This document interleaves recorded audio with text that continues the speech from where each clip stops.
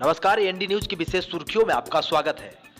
देश में चल रहे किसान आंदोलन में फिर से एक नया मोड़ आ गया है।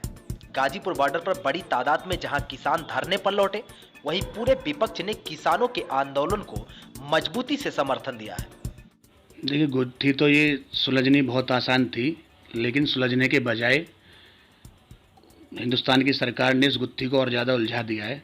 क्योंकि शायद मैं समझता हूँ, अगर किसानों की मांग को लेकर पहले ही उनकी बातों को सुन लिया जाता, उनका संशोधन कर दिया जाता, तो आज ये दिन देखने को नहीं मिलता। क्योंकि दिया था देश तुम्हें खुशहाली लाने के लिए, दिया था देश तुम्हें खुशहाली लाने के लिए, ज़मीन तक बेच डाली तुमने किसानों को तड़पाने के लिए। 26 जनवरी को दिल्ली के लाल किले पर उपद्रवियों ने जो तांडव किया, उससे ऐसा लगा था कि किसान आंदोलन कमजोर पड़ जाएगा। लेकिन किसान नेता राकेश टिकैत के भावुकता वाले बयान से किसानों के हौसलों को और मजबूती मिली है। पश्चिमी यूपी के तमाम जिलों से बड़ी तादाद में किसान धरना स्थल पर पहुंचने लगे हैं। देखिए, राकेश टिकैत जी ने जो काम किया है, मैं उनकी बहुत बहुत धन्यवाद करता हूं कि वो टिके रहे, और जो वहां से भागने वाले थे वो भाग गए। और राकेश टिकैत ने बहुत बड़ा काम किया है कि वो वहां पर टिके रहे।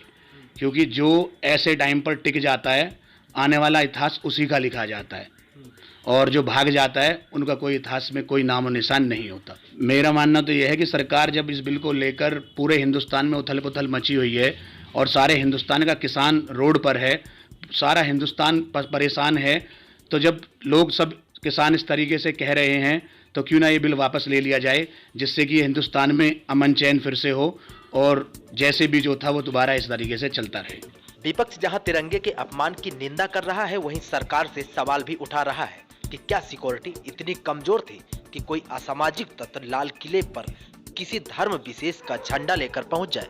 जो भी 26 जनवरी पर हुआ, सबसे पहले तो मैं उसकी निंदा करता हूं, और जो भी ये हुआ है, ये सभी लोग इसको बखूबी जानते हैं कि लाल किले पर इतनी फोर्सेस होती है, इतनी फोर्स होने के बाद भी चंद किसानों का वहाँ पर घुस जाना और इस तरीके से वहाँ पर एक दूसरे से उलझ जाना, कहीं ना कहीं मैं तो समझता हूँ कि इसमें बीजेपी की साजिश है, इसमें सरकार का हाथ है।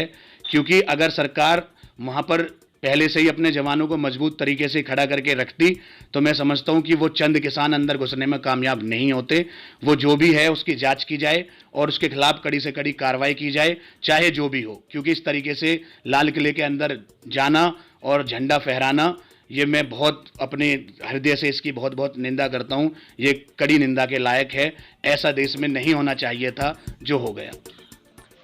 किसान आंदोलन का निष्कर्ष कब और कैसे निकलेगा यह कहा नहीं जा सकता, लेकिन इस वक्त सत्ता व विपक्ष के लोग एक दूसरे पर बयानबाजी को लेकर कोई कसर नहीं छोड़ रहे हैं। जिस दिन से धरना चल रहा है, असामाजिक तत्व तो लगातार कोशिश कर रहे हैं कि किसी तरीके से माहौल खराब किया जाए, लेकिन मैं समझता हूं अब जिस तरीके से वहाँ टिकैत साहब के हाथों को मजबूत करने के लिए लाखों लाख लोग पहुंच चुके हैं, शायद अब असामाजिक तत्व अपने मंसूबों में कामयाब नहीं होंगे। और मेरा मानना है कि अब किसानों को कामयाबी मिलेगी और ये बिल हर हाल में वापस होकर रहेगा। अगर ये बिल वापस नहीं होगा, तो मैं एक समाजवादी पार्टी का सच्चा सिपाही होने के नाते मैं आपके माध्यम से सबको बताना चाहता हूं कि जिस तरीके से समाजवादी पार्टी का हर कार्यकर्ता वहां आंदोलन में मजबूत तरीके से तन मन धन से खड़ा हुआ है, जब तक ये बिल वापसी नहीं होगा, हर तरह से हम इस लड़ाई को अंत तक लड़ते रहेंगे।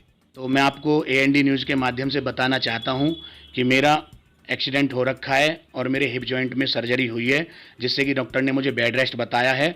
मेरा भी वहाँ जाने के लिए मन था, मैं पहले भी किसानों के आंदोलन में गया था और अपनी शायरी के माध्यम से मैं उनके हाथों को, उनके कंधों को मजबूत करके आया था।